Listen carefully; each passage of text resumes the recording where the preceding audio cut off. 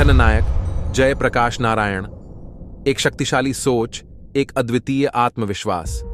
जन्म से लेकर आजादी के संघर्ष तक एक नेता का संघर्ष। समाज के लिए, आजादी के लिए जीने का संघर्ष, एक महान नेता की कहानी। जननायक जयप्रकाश नारायण। एक नेता की अद्वितीय यात्रा जो देश को बदलने के लिए संघर्ष किया। आइए उनकी कहानी सुनें और उनके विचारों को महसूस करें।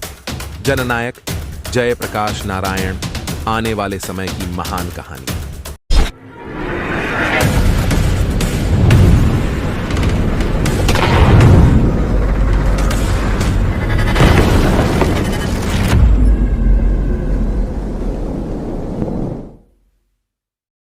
प्रस्तुत पाठ में लोकनायक जयप्रकाश नारायण द्वारा दिए गए एक ऐतिहासिक भाषण का एक अंग है, जिसमें उन्होंने 5 जून 1974 को पटना के गांधी मैदान में दिया था।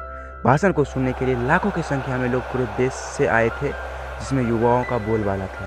नारायण जी कहते हैं कि अगर दिनकर जी और राम वृक्ष बेनीपुरी जी होते तो उनकी कविता भारत के नवनिर्माण के लिए क्रांति का कार्य करती, लेकिन वह आज हमारे बीच नहीं है। जयप्रकाश नारायण जी कहते हैं कि यह नेता बनने की जिम्मेदारी मैंने मांग के नहीं लिया, मुझे ये जिम्मेदारी युवा पीढ़ी द्वारा सौंपा गया है।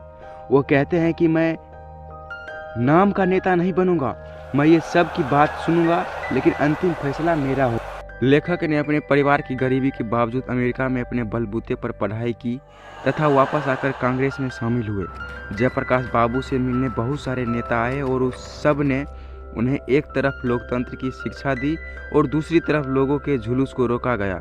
लेखक कहते हैं कि ऐसे लोग को शर्म नहीं आती जो एक तरफ लोकतंत्र की बातें करते हैं तो दूसरी तरफ लोकतंत्र को अपने पैर से कुचलने के लिए तैयार होते हैं। लेखक के कुछ मित्र उनका और इंदिरा जी का मेल मिलाप करवाना चाहते थे। लेखक कहते हैं कि मेरा इंदिरा जी से व्यक्तिगत झगड़ा नहीं है, बल्कि उनकी गलत नीतियों से मेरा झगड़ा है। लेखक ने कई बार बापू और नेहरू जी की भी आलोचना की। लेखक कहते हैं कि आज की राजनीतिक में भ्रष्टाचार बढ़ा है, जिसका प्रमुख कारण चुनाव है। आज के लोकतंत्र में जनता को इतना भी अधिकार है कि वह चुनाव करे। लोकतंत्र में चुनाव के बाद अपनी ही प्रतिनिधि पर जनता का कोई अंकुश नहीं होता। लेखक के अनुसार अन्य देश में बड़े सत्ता पत्रिका प्रतिनिधित्व अंकुश लगाती है, लेकिन हमारे देश में इसका बहुत ही अलग है।